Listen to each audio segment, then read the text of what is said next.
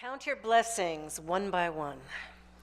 One of the challenges that we face in life today is that it tends to be a journey that is kind of up and down, right? It's like we have good days and mediocre days and days we prefer to not think about.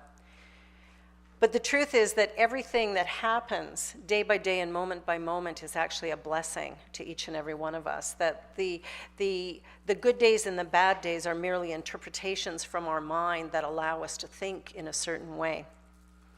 Our mind is creative. We are connected to the power and presence of God at every moment. And what we think about, we bring about. It is the thinking that makes it so. So when we take a look at our life overall and we look at it and we start judging it as good and bad or right and wrong, what we're doing is interpreting events that of themselves are neutral. How we name them then gives them their character. So we want to take a look at how it is that we're naming our life, how it is we're speaking about our life, and begin to look at it from a new perspective. I think most of us would probably like to look at our life and go, wow, I feel fulfilled and satisfied, joyful and successful. Am I right? And we can have that right now. We don't have to wait for the day when. See, waiting for when keeps everything at bay. So what we want to do is begin in this present moment to count our blessings right here, right now. We got up this morning and there was a floor beneath our feet when we stepped off our beds. Thank you, God. There was food for our bellies, I'm hoping, for everyone. There was an opportunity to come to this place to gather, to listen to remarkable, gifted, talented people as they play piano and sing and bless us with their voices. Thank you, God. We have so much to be grateful for and thankful for, and moment by moment we tend to forget that, don't we? We forget it when all of a sudden a bill comes in that was unexpected, or somebody bumps into our car when we didn't really want them to, or our car breaks down on the highway, hallelujah. There's moments like this where we forget to count our blessings. It's moments like this where maybe something happens that's truly remarkable that brings together people that would normally not be together, and instead of counting our blessings, we curse and complain. Somebody cuts us off in traffic, and we get really ticked off, but we could be grateful that we didn't hit them or they didn't hit us. Count your blessings. We can look at the mistakes our children have made or that we have made and survived them and go, wow, thank you, God. But by the grace of God, my life has moved me to this place. Thank you. As we count our blessings, we begin to look at the whole journey that we're on and the people that surround us. And we gripe and complain about those people a lot, don't we?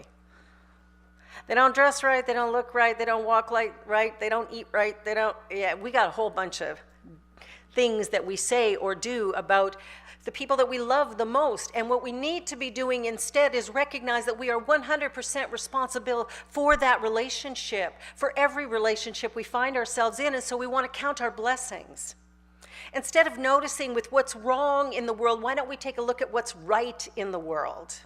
Why don't we take the focus of our attention and take it off of, the bad, the wrong, the whatever we've judged it, and instead go, thank you, God, look at this glorious day. Look at this beautiful place we get to meet in. Look at the wonderful people who surround us. Listen to this music, the message, and let us count our blessings. We have more to be grateful for in our world today than we have to condemn. And the people and the events that we condemn, we understand here that our thinking, the way we focus our attention actually impacts the world around us. And the way we focus our intention actually creates. Am I right? Mind creates. Do we believe that? What we think about, we bring about? Why are we thinking about dread and fear and doubt and worry? Why are we taking the faculty of imagination and using it for wrong? Why don't we take that faculty and go, let me bless this moment. Let me bless this day. Let me bless this opportunity that I am alive in it and that I can bring my light to this space. Instead of condemning those that we don't like or don't approve of, let us bless them. Let us see the Christ in them that they might see the Christ in themselves and reveal it in the world around us. Might that make a change in our world, do you think? Yeah, let's count our blessings. We have been blessed in many, many ways. We live in a country where we are free to express, for the most part. We live in a country where we can dress in any manner that we choose, and we should be respected for that. We can do work in many different fields, whether we're men or women. We can show up in any way. Now, there might be some people who disagree with us, but that's okay. We have the freedom. We live in a country that's very prosperous, a country that has diverse seasons so we can enjoy different things, a country that has accepted within its border people from all countries all over the world, people that we can share their culture, their interests, their clothing styles, their food. Oh, the food. I do like food. We have been blessed. And we live in a city that is probably the most diverse city in the world. Like, we can travel around this city and visit almost every country on the planet. That's kind of cool. That is really kind of cool. So as we look at our world and as we look at our personal journey, some of us are busy cursing and we're frustrated because, you know, our mom said something to us when we were little and it hurt our feelings. Oh, darn. I think that's happened to everybody. So let's get over it and get past it. Let's forgive. And let's move forward with a sense of celebration and possibility that we might begin to live our lives in a way where we begin to change the fabric of the universe by bringing love into it rather than condemnation. That we begin to bless the people who annoy us the most because they are a blessing to us. They are showing us something inside ourselves that we have rejected, judged, and criticized. And maybe it's time for us to free that we might live in love and hope and possibility and begin to bless rather than curse. Might that make a difference in the world today? Yeah, I think so. What is it that we bring each day? Some of us go to work and we do work that we hate in a place that we hate with bosses that we can't stand. It is our job not to drop into that with frustration, annoyance, anger, and pain, but rather to bring the light into the space that we might lift it to a new place of understanding and possibility, that we need to bless that boss, that place of business, those coworkers. We need to bless them. Because by blessing and bringing love and possibility and counting with gratitude the beauty that each one brings, we begin to change the energy environment around us and we begin to experience what it is we say we want. We are cursed by what we curse. We are blessed by what we bless. So let's begin today to count our blessings. I invite you when you go home tonight and watch the Grey Cup. Who's watching the Grey Cup? Who's a Calgary fan?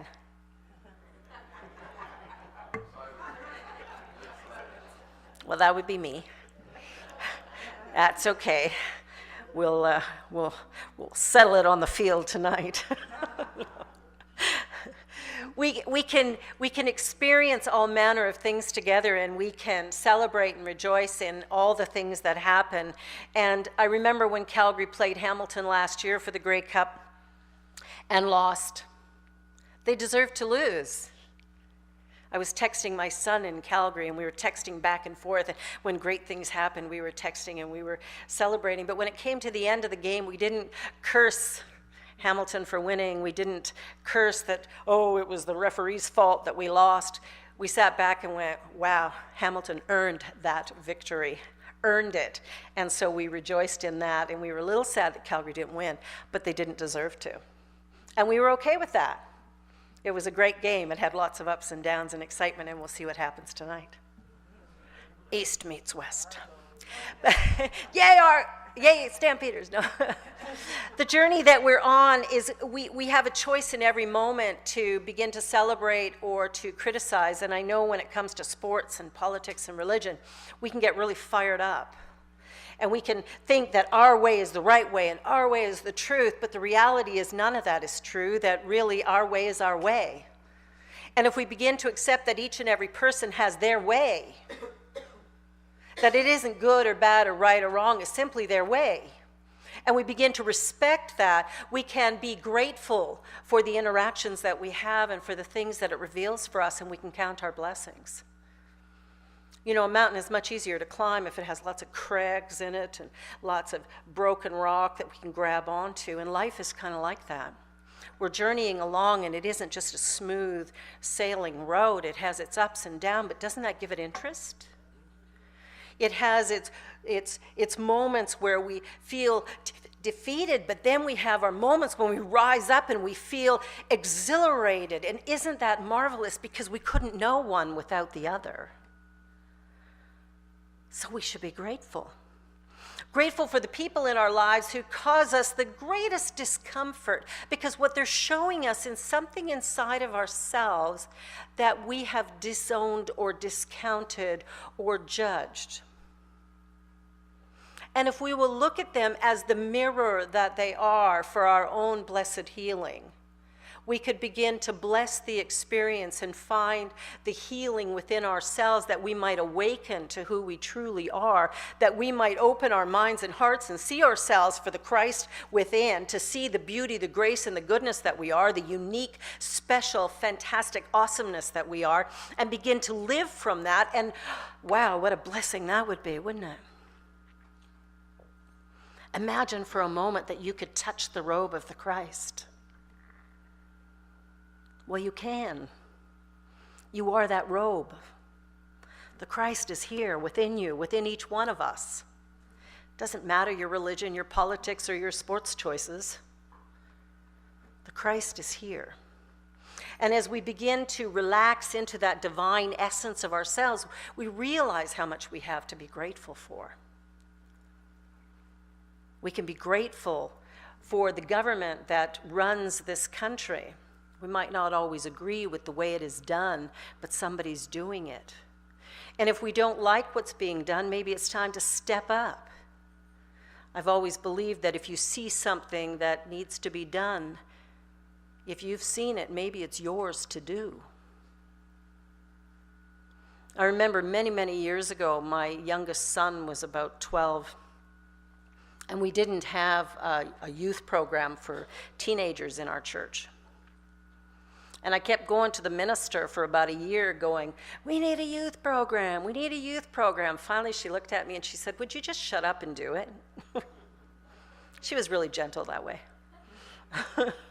She says, if you see something that needs to be done and you think it needs to be done that badly, then get off your butt and do it. So I did. I ran it for a year before leaving to do my own ministry. And it was interesting because somehow we managed to get teenagers out to church at 11 a.m. on Sunday morning. Go figure. They like to sleep in case you haven't noticed. But they came out. We'd have 17 or 18 teens every week. And it was fun and it was interesting. And it was an opportunity for me to see in myself the many places that I had judged as bad and wrong, because teenagers are a great, what shall we call them? Beacon of light that shines into the very essence of our being and shows us where we're lying, hiding, withdrawing. They have a way of being very pointed in their reflection that they can show us what it is we need to learn. And it was a powerful, powerful experience for me. What I know for certain today is that each one of us is on a journey, that life is not a destination point, but rather a day-by-day, moment-by-moment opportunity to bless the lives around us, to be in service to this universe, to be in service to each other, to be in service to God. We do that by recognizing that everything that happens, every occurrence, every opportunity is really just that, an opportunity to bless, to be grateful. So we can stand up today and count our blessings, because regardless of what's happened, all of it has been for good. All of it has brought us to this particular moment in time where we find ourselves gathered together. And in that gathering, we have an opportunity to just love. I believe that love is the answer regardless of the question. So whatever's going on for you, just relax into the idea of love. Begin to open your minds and hearts to love, which is a really positive, exciting place, because what it does is it allows us to begin to see more and more of what's actually going on rather than what we judge to be going on. We need to recognize when a person is kind of cranky and miserable, maybe it's not about us, maybe they're hurting in some way, and if we just shared a little love, maybe they would find something to be grateful for as well. See, counting our blessings isn't something that we do on Thanksgiving. It isn't something that we do through the Christmas season because, you have to be nice to people in December. Counting our blessings is recognizing every minute of every hour of every day that we have plenty to be grateful for. And that when we focus our attention on gratitude, we begin to draw more of that into our lives. We really are like magnets, and we draw to us what we believe about us. So if there's experiences happening in your life that you don't particularly like, I invite you to just go within. Find out where you're judging and criticizing yourself or life. What you curse, curses you. And what you bless, blesses you. It's so simple, isn't it? What if every day when we found ourselves in a difficult situation, we took the time to say thank you? What if we heard something on the news that we found was very offensive, and instead of cursing it, we went, wow, thank you for the awareness. How can I show up in the world that might make a difference in this particular situation?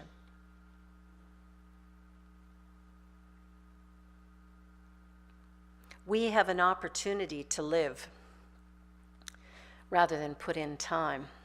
We have an opportunity to share light and love wherever we go rather than gossip and condemn. We have an opportunity to be who God created us to be, which means accepting ourselves exactly as we are, without judgment, criticism, self-condemnation, but recognizing that the way God created us must be right, because God is all that is, and God is being you and being me, and so how I am and how you are must be right. So why would we not bless that? Why would we not be grateful for our body, our mind, the health, whatever it is? Why are we not grateful for every little thing, for what it reveals to us and through us by our awareness that we are one with God?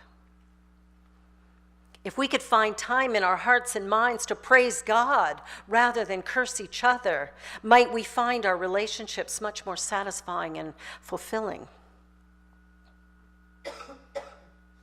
I had an opportunity last week to do a mediation with my son and his girlfriend who were going to break up over something silly. And we just got on the phone because they're out west. And I had them just talk to each other and actually listen.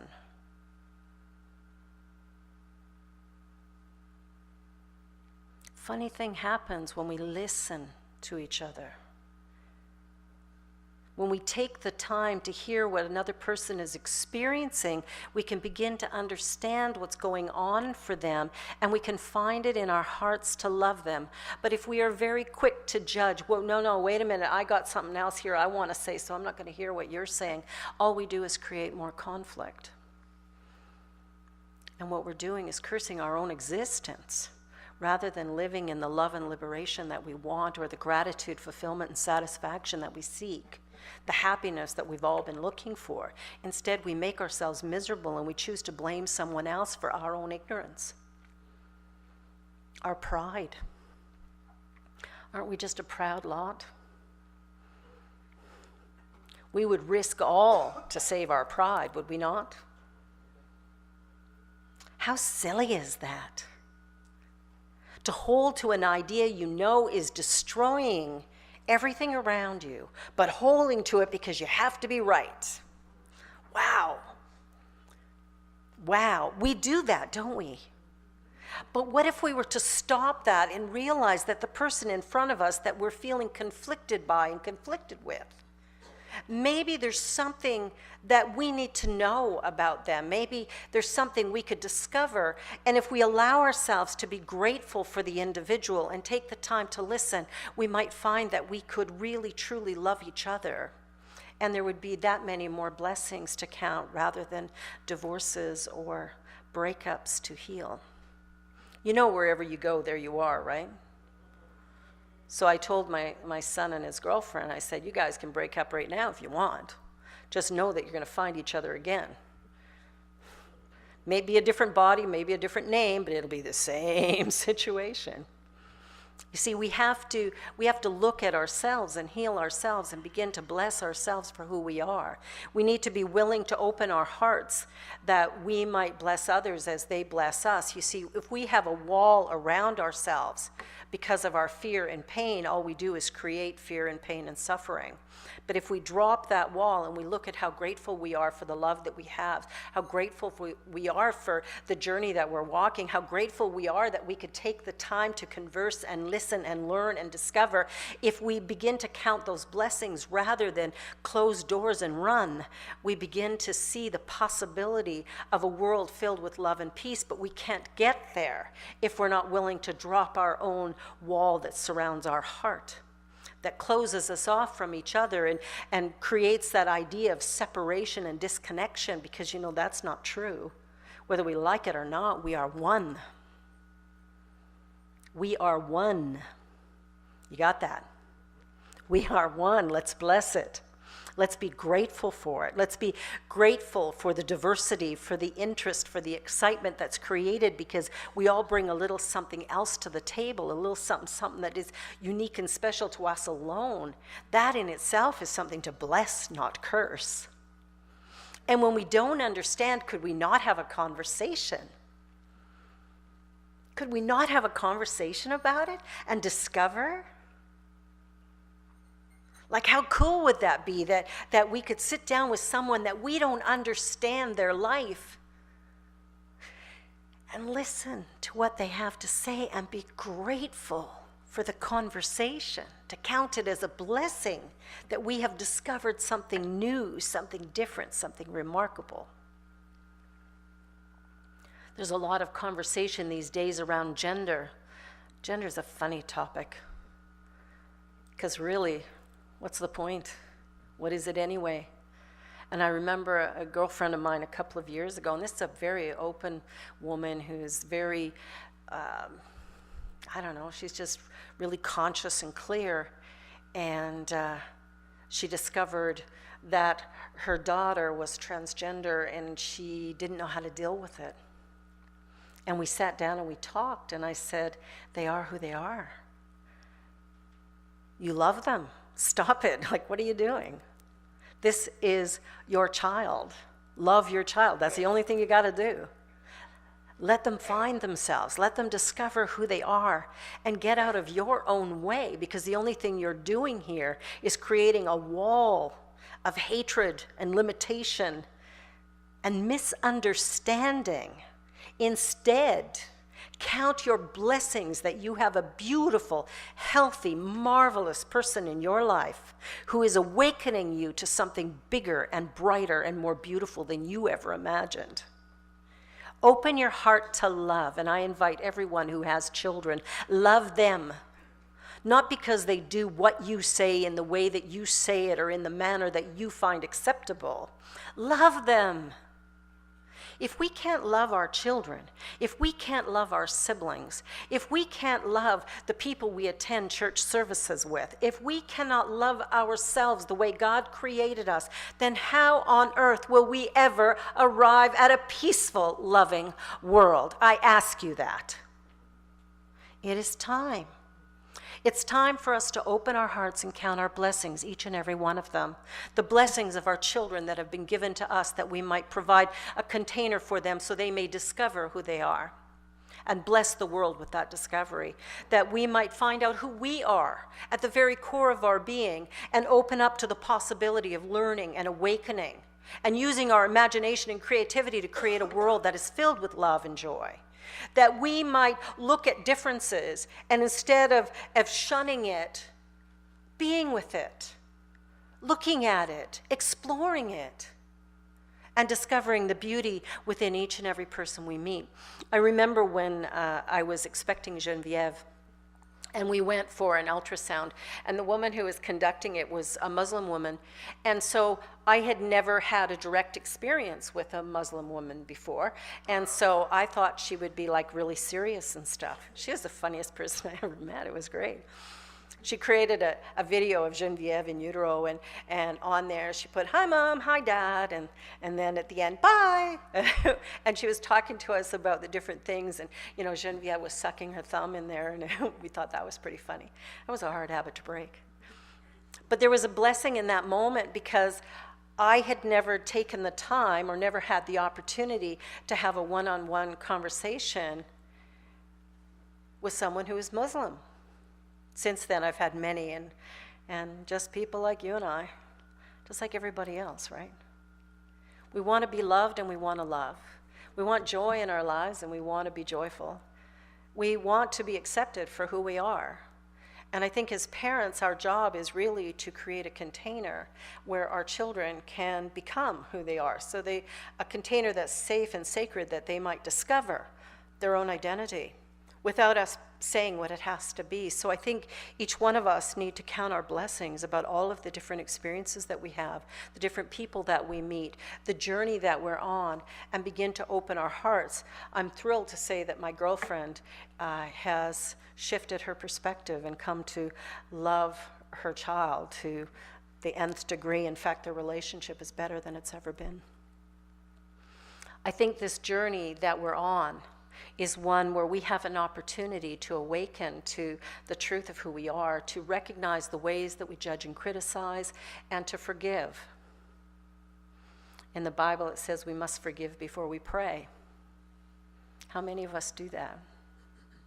We hold our resentment, our judgment, and our pride close to our heart as if it was a very precious metal or something, but the truth is it causes suffering, pain, and discomfort and does nothing to serve the humanity of our world.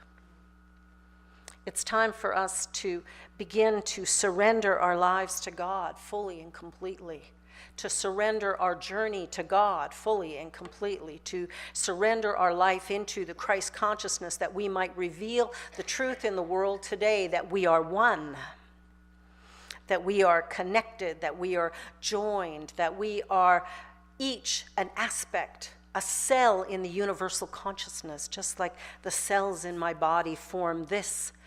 Each one of us are the cells in the universe that create all that it is.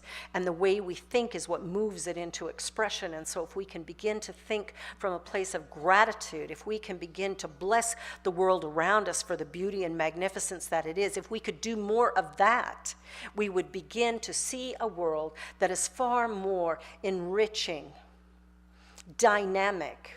You see, the world doesn't need to be fixed. It's not broken. We need to shift consciousness to a place of love and gratitude.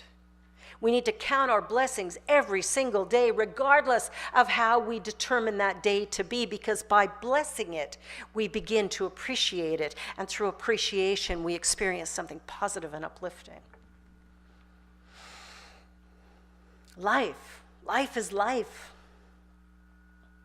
And it's carrying us wherever it's carrying us. And it's our responsibility as members and friends of Verity to bring love into the world. We need to take this teaching outside these doors. Verity Centre for Better Living is for better living, and we do that by blessing and listening and supporting and serving. Not just here on Sunday morning, because, that's nice, but that's easy. We need to take it out onto the bus, into the subway. We need to connect with each other in a way that is fulfilling and satisfying to us and to our recipient. I remember many, many years ago being married to an alcoholic, and that was a very difficult thing. And after that marriage, I struggled Anytime somebody had the smell of alcohol on them, I'd want to run in the other direction. And one day I was sitting on the bus and I had some coins and I put them in my pocket because I had a sense that somebody was going to want them or need them. And when I got off the bus and I was walking toward the place where I was doing my meditation, a gentleman was staggering along the street asking people for money and being promptly ignored. And I went, oh, that's who this money is for. And I reached into my pocket, so when he got to me, he's looking down at his feet, saying, you know, do you have a quarter for the bus? This was a while ago.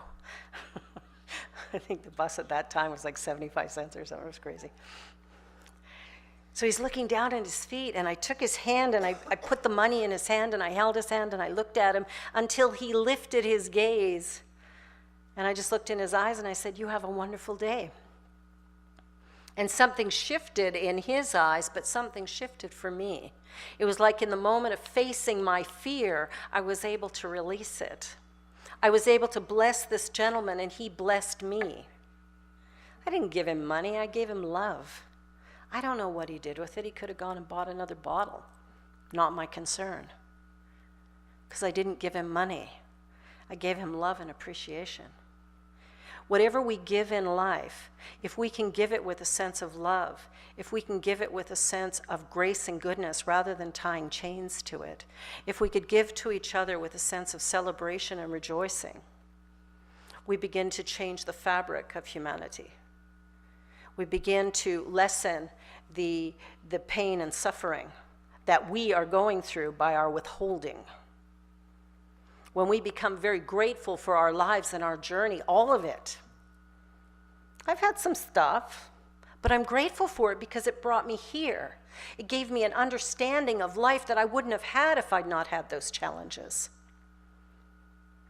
My life sometimes feels like climbing Everest. It's been difficult. The air's been thin at times. I've wanted to lay down and give up often.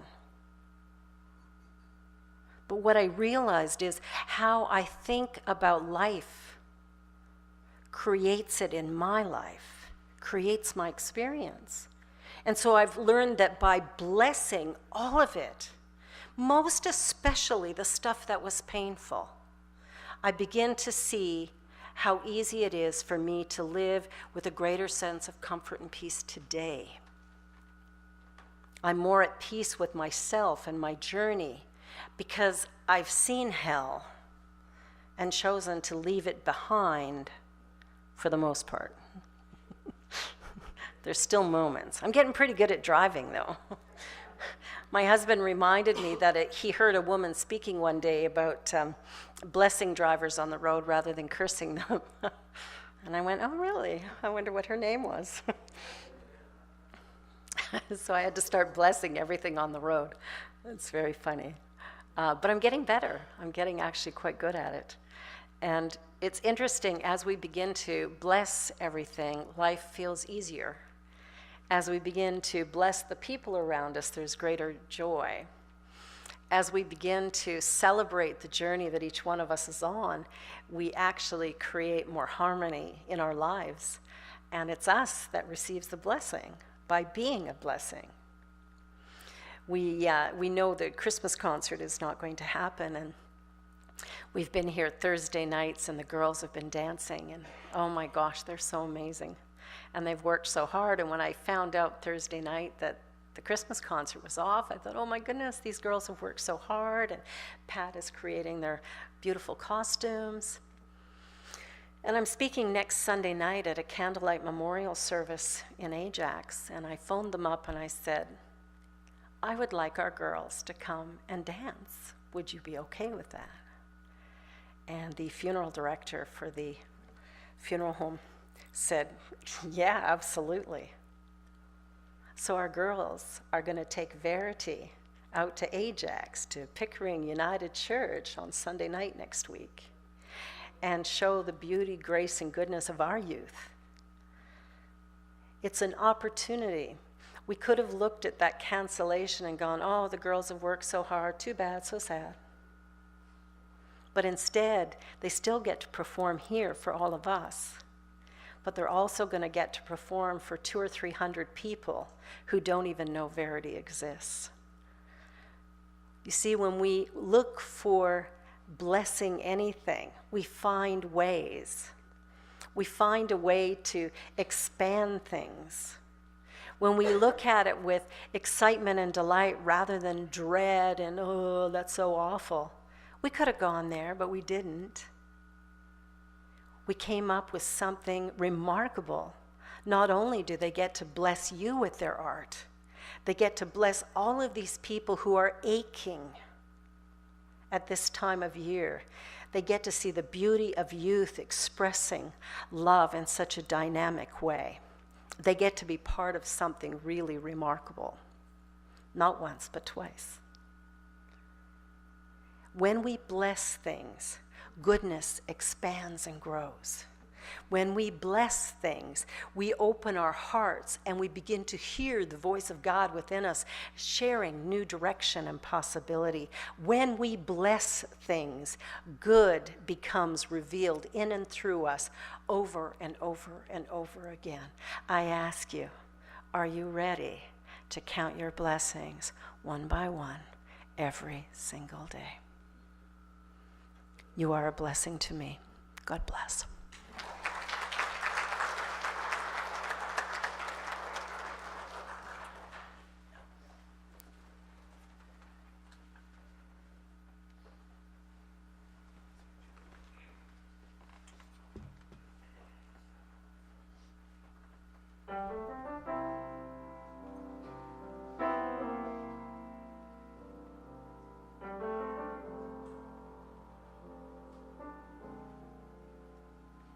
I just wanna be happy, but if I keep on doing the things that keep on bringing me pain, there's no one else I can blame.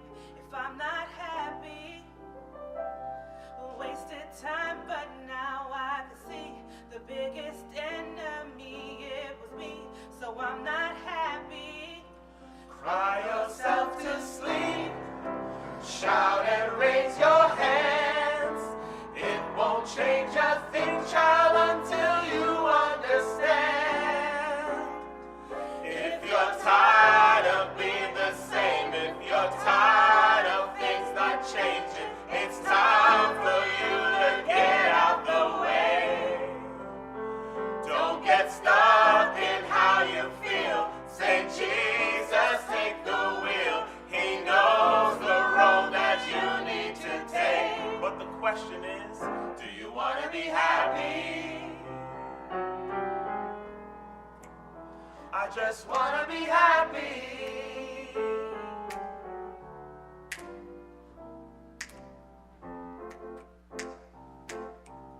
Snap with us, please. Don't worry about a thing. Tell me why. Because every little thing is gonna be alright. Again now, singing don't worry about a thing. Tell me why. Because every little thing is gonna be alright. That's right. I rised up this morning, I smiled with the rising sun. 3 little birds, they were on my doorstep. They were singing sweet songs of melody pure and true. They're saying, this is my message to you. Let me hear you say, singing, don't worry about a thing. Tell me why, because every little thing is gonna be alright. For that I'm singing, don't worry about a thing. Why now? Because every little thing is gonna be alright. Let me tell you, woke up this morning, I smiled at the rising sun. There were 3 little birds, they were on my doorstep, singing sweet songs, a melody pure and true. Say, this is my message to you.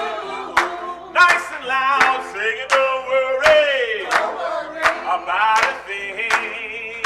Tell me why, because every little thing